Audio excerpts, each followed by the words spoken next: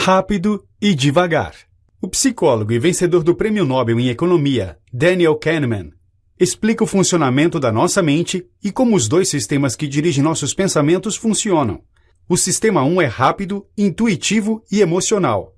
Já o sistema 2 é lento e mais lógico. Segundo a obra, entender como essas duas formas de pensar funcionam pode nos ajudar a tomar boas decisões pessoais e profissionais. O autor revela onde devemos ou não confiar em nossa intuição e como podemos nos beneficiar dos pensamentos lentos ou rápidos. Ele nos mostra como nossas escolhas são feitas e como podemos fazer as decisões serem mais conscientes. Os dois sistemas que controlam nossas atividades mentais. Nossas atividades mentais são controladas por dois sistemas diferentes, o intuitivo, sistema 1, e o racional, sistema 2. O sistema intuitivo é rápido e produz respostas quase instantâneas. Já o segundo sistema é programado para pensar, analisar, avaliar e então responder. É normal acreditar que nossas decisões são direcionadas pelo sistema racional, mas a verdade é que o sistema intuitivo, que é praticamente involuntário, é a base para a maioria das nossas decisões, mesmo aquelas que tomamos utilizando o sistema racional. O sistema 1 é o pensamento involuntário, que tira conclusões utilizando conhecimento relevante. Por exemplo, quando você vê a operação 3 vezes 3 em um quadro, automaticamente pensa na resposta correta. Você tem essas respostas involuntárias várias vezes ao dia, e na maioria das vezes nem está ciente de que são resultados do sistema 1 trabalhando em seus pensamentos. Por mais que você possa controlar se quiser, algumas atividades funcionam de maneira automática graças ao sistema 1, como piscar ou andar. O sistema 2 precisa de sua total atenção para realizar a tarefa. Normalmente, quando você faz algo que não é uma reação automática ou reflexiva, o sistema 2 age. Por exemplo, se você está procurando um amigo em uma multidão ou cantando uma música.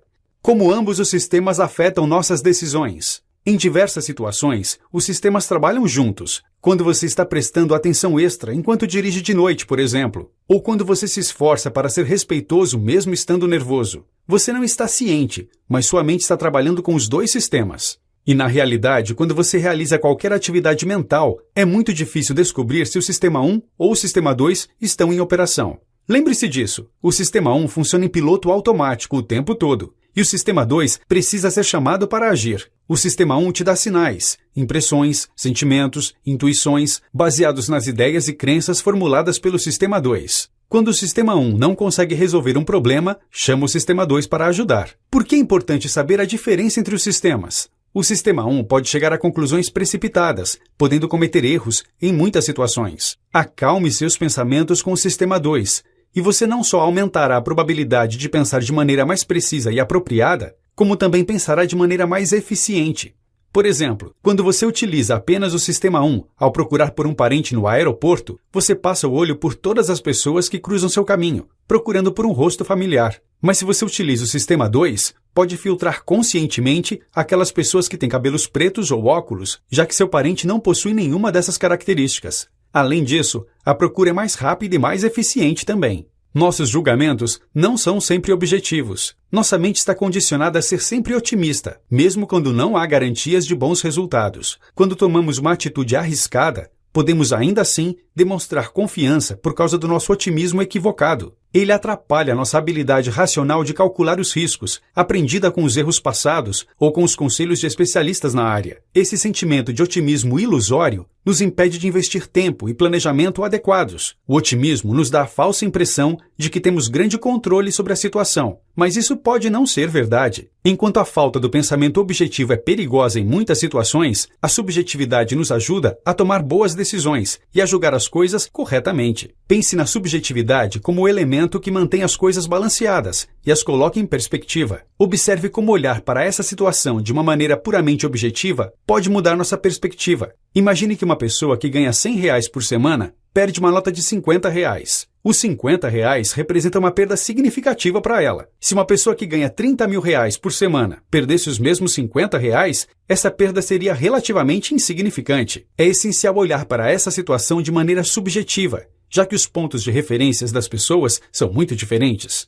O que você precisa aprender é que a lógica e os fatos puros nem sempre devem ser utilizados para chegar a conclusões ou julgamentos. As circunstâncias de uma pessoa, seu estado de espírito e outros fatores também devem ser considerados. As influências externas podem impactar nossas escolhas e julgamentos. Influências externas impactam de maneira significativa nossos julgamentos e escolhas, mesmo que não tenhamos consciência disso. Nossa mente responde a situações com base em nossas experiências anteriores. Por exemplo, você provavelmente pensa que fez um bom negócio comprando um produto que baixou de 40 para 35 reais. No entanto, você não acharia que os 35 reais eram um bom negócio se você visse o mesmo produto vendido a 30 reais.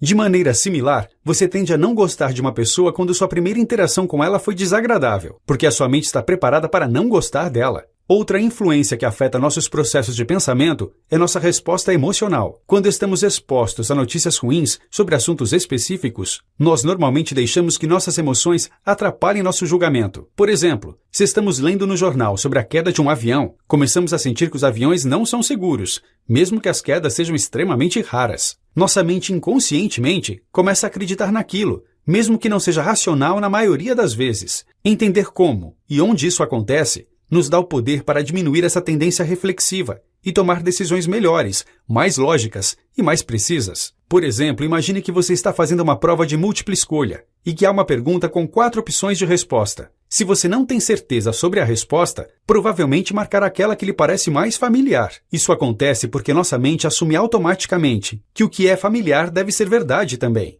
Se você utilizar seu sistema 2, terá muito mais chance de utilizar o raciocínio lógico e chegar a uma resposta utilizando um processo bem mais prático. Da mesma maneira, se você aplicar o pensamento racional para pensar na queda dos aviões, você vai perceber que as chances de acontecer com você são relativamente baixas.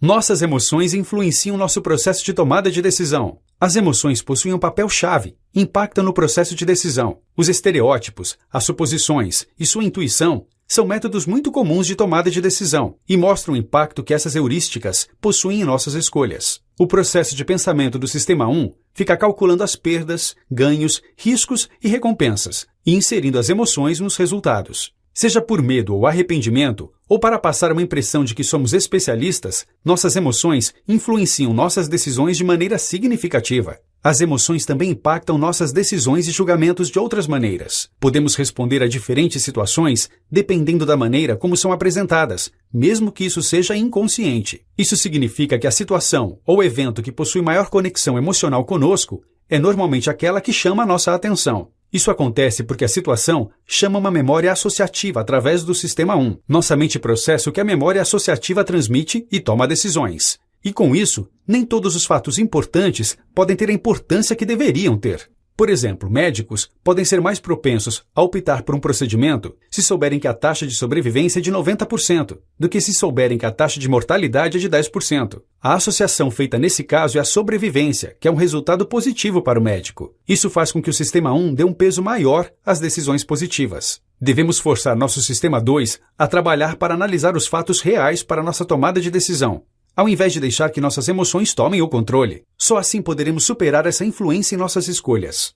Nosso cérebro procura seguir o caminho mais fácil. Quando somos confrontados com uma situação, a resposta humana típica é a de escolher o caminho mais fácil, ou seja, evocar nosso Sistema 1. Nosso cérebro tem a tendência de seguir o caminho com a menor resistência. Então, mesmo quando você é confrontado com uma situação que parece diferente, seu cérebro vai aceitar a explicação menos confusa. Duvidar de algo, ou simplesmente não acreditar em algo, é uma tarefa que exige muito esforço para nosso cérebro. Então o Sistema 1 tem a tendência de apresentar a situação da melhor maneira possível, de uma maneira que você consegue acreditar. Em indivíduos ansiosos, o Sistema 2 é normalmente mais funcional. Essas pessoas podem pensar e analisar tudo em excesso e duvidar de cada decisão que tomam. Ainda assim, esses indivíduos também dependem do Sistema 1 em muitas situações, mesmo que não estejam cientes disso. Isso acontece quando escolhem o caminho mais fácil. Por exemplo, quando possuem 2 possibilidades diferentes de rotas para chegar a um hotel. Eles, instintivamente, escolhem a rota mais familiar. Esse impulso por escolher o caminho mais fácil pode significar que nosso primeiro instinto é ingênuo.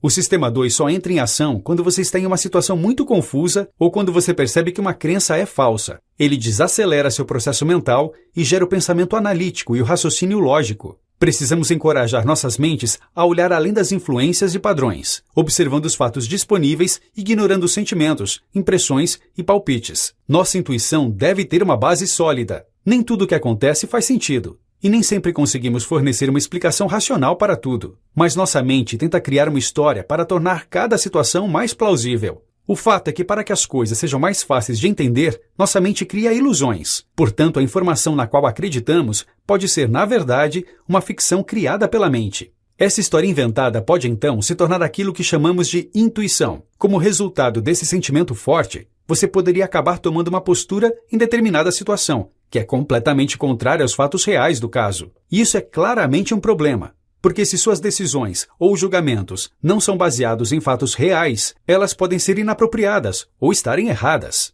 Isso significa que o sentimento ou a intuição são apenas falácias? Nem sempre. A intuição existe, especialmente a chamada intuição do especialista. Contudo, esse sentimento ou intuição surge de uma grande experiência em sua área de especialidade. Por exemplo, um médico muito experiente pode intuitivamente sentir que seu paciente tem um problema particular. Isso pode não ser aparente para outro médico que é relativamente novo nessa área de atuação. Esse tipo de intuição surge das reflexões da mente, do reconhecimento instintivo de padrões familiares. A intuição pode ser confiável quando vem de um especialista na área, que oferece previsibilidade suficiente para criar tais padrões. No caso de um médico, ele viu inúmeros pacientes com sintomas similares em sua carreira, e essas experiências estabelecem as bases para seu diagnóstico aparentemente intuitivo. Devemos então ter cuidado para só depender de nossa intuição, quando temos uma base sólida para confiar em nossos sentimentos. Por exemplo, a intuição de uma mãe pode ser confiável, pois ela conhece seu filho muito bem. Em contraste, um sentimento intuitivo de que alguém que você conhece pode sofrer um acidente de carro é provavelmente apenas um medo irracional. A teoria da perspectiva explica o que motiva nossas decisões. Daniel Kahneman ganhou o Prêmio Nobel em Economia por essa teoria, que desafiou o antigo conceito chamado valor do dinheiro, que economistas apoiaram por anos. A teoria da perspectiva afirma que 1. O valor do dinheiro pode ser medido apenas com base no ponto de referência de cada indivíduo. 2. Cada indivíduo não é sensível a um grau idêntico de perdas monetárias. E 3. Ninguém gosta de perder dinheiro.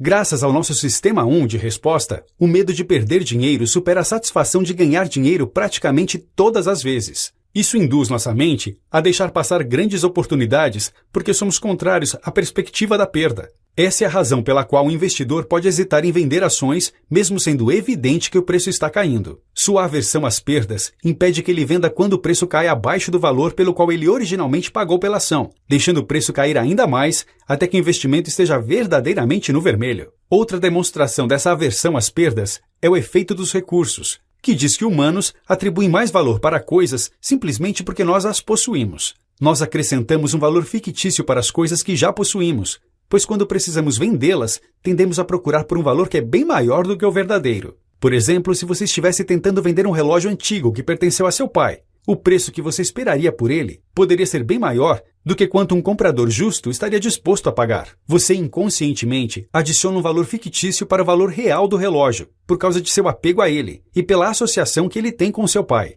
Essa associação não possui valor algum para o comprador, então ele não vê uma justificativa para seu preço. Nosso medo inerente de que estamos perdendo algo nos motiva a compensar essa perda, assegurando um valor maior que o justo. Como apresentam a informação pode fazer toda a diferença. A teoria da perspectiva destaca o fato interessante de que nós podemos tomar decisões diferentes baseadas nos mesmos fatos, dependendo de como a opção é formulada. Por exemplo, um investidor que possui a escolha entre um lucro absolutamente certo de R$1.000 e 50% de chance de um lucro de R$2.500 pode escolher o primeiro. O lucro provável com o último pode ser maior, mas a maneira como a escolha é apresentada faz com que o lucro garantido de R$1.000 seja a opção mais viável. Entretanto, apresente as mesmas probabilidades, mas de uma forma diferente, e as decisões também serão diferentes. Quando o mesmo investidor possui a escolha de uma perda definitiva de R$1.000 contra uma chance de 50% de que não perca nada ou de que uma perda de R$2.500 ocorra, escolher o último demonstra maior comportamento de risco quando comparado com o exemplo anterior.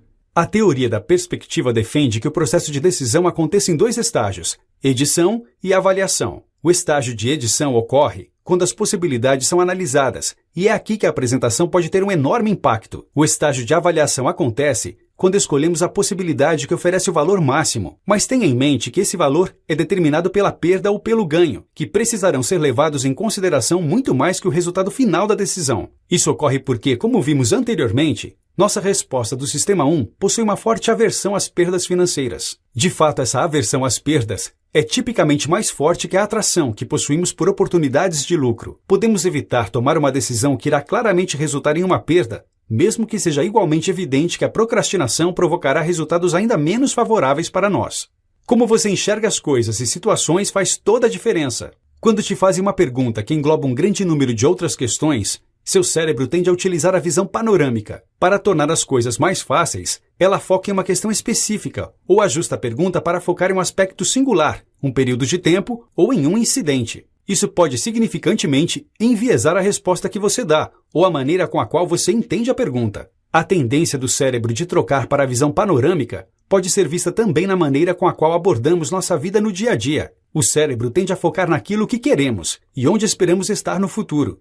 Isso influencia nosso processo de decisão. Essencialmente, é mais provável que tomemos decisões que nos tragam mais próximos daquilo que queremos no futuro. Exemplificando, se o seu sonho é velejar ao redor do mundo em um iate, você pode estar inclinado a investir em um grande barco se de repente possuir dinheiro sobrando. Você pode até adiar renovações que poderiam aumentar o valor de sua casa para comprar o barco, apenas para alcançar seu sonho. Mas mesmo se você alcançar tudo o que sempre desejou, você pode ainda não se sentir completamente feliz. Isso ocorre porque sua mente não pode costurar todas as suas experiências passadas de vida, sua presente situação e suas percepções mentais em uma figura coesiva que te permita pesar se você está mais feliz ou mais triste em um determinado momento.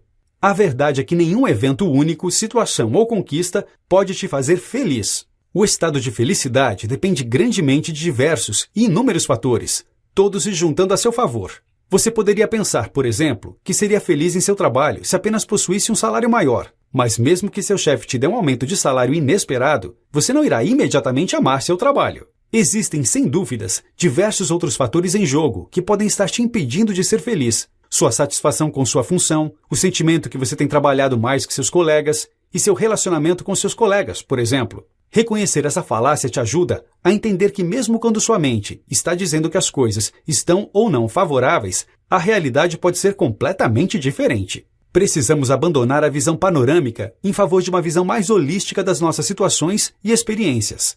Nossa percepção é moldada por nossas experiências. Somos compostos por dois seres distintivos: a experiência real pela qual passamos, o ser que experimenta, e as memórias que nós subsequentemente criamos e mantemos da experiência, o ser que lembra. Essa dualidade causa ilusões cognitivas, em que a experiência real que tivemos pode estar obscurecida pela memória que é deixada para trás. Tipicamente, você se lembraria de um jantar de encontro que terminou mal como uma experiência horrível, mesmo se a primeira hora que precede o final terrível fosse incrivelmente romântica.